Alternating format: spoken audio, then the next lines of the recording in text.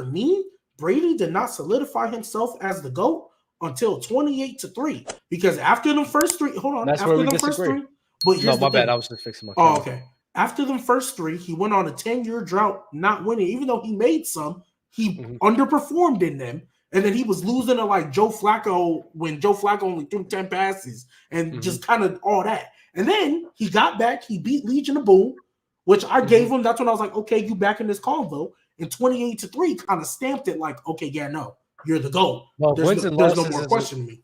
Wins and losses isn't a quarterback stat to you. Why are you being so but okay, wins? I'm talking about when it happened because in those games, he also played really well. Because 28-3 doesn't happen if Brady's still trash. He had to play phenomenal in order for them to come back. So even though I'm saying those are when it happened, if they would have came back to 28-3, but it's because the defense got 3 straight pick sixes, I'm not giving Brady that credit. No, I hear you.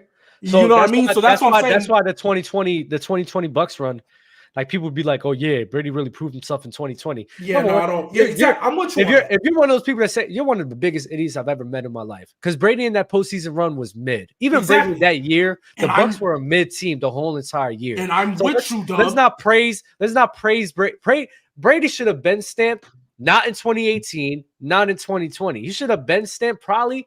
You know what really stamped it for me? It was Legion 2 times. It was Legion of Boom and 2018. I mean, 2017 when he cooked the Philadelphia Eagles. I was like, yeah, there's no debate. I can't have a conversation about anyone. He's the greatest player of all time, despite him even losing. 2017. I'll give you, bro. Because 2017 also happened after 28-3. But if you're one of those people that be like, he got stamped because of the Bucks, you are the dumbest person I've ever met in my life. Because in the Green Bay Packers game, he almost choked that lead. He almost choked that lead because he was throwing picks out there. Then against the Kansas City Chiefs, bro, that was one of the easiest games I've ever seen Brady play. You want to know why? Because the offensive line was obliterated on the Chiefs, and Brady was chilling that whole game, bro. Like, cut the nonsense out. Brady stamped himself either when he was cooking the Legion of Boom, a defense that Aaron Rodgers couldn't cook like that, a defense that Peyton Manning couldn't cook up like that. Those are the guys that's really in the conversations at that time. He cooked that defense. And then what did he do against the 2017 Eagles, best defense in the league? What did he do? He threw for 500 yards against those guys.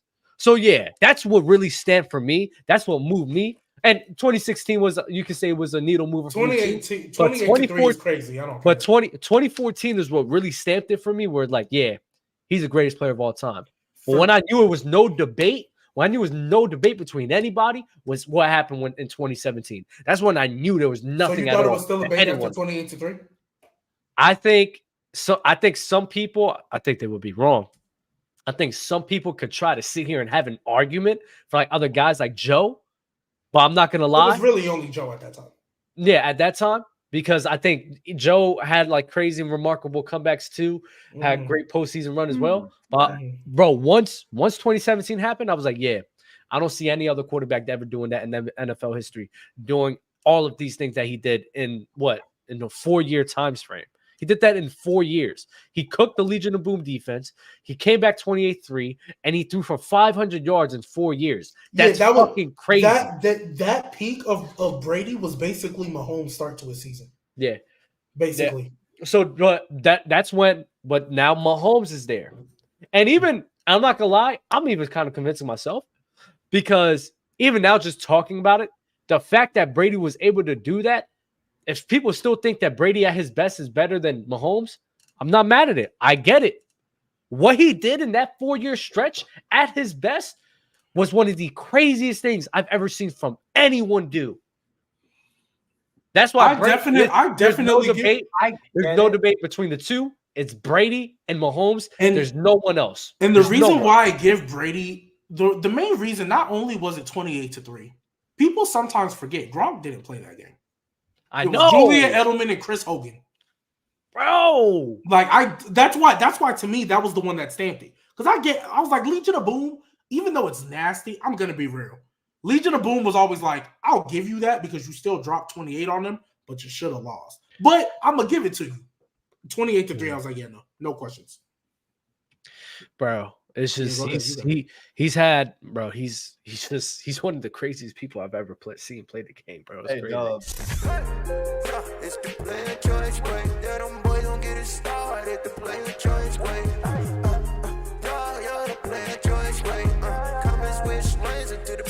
Joy way,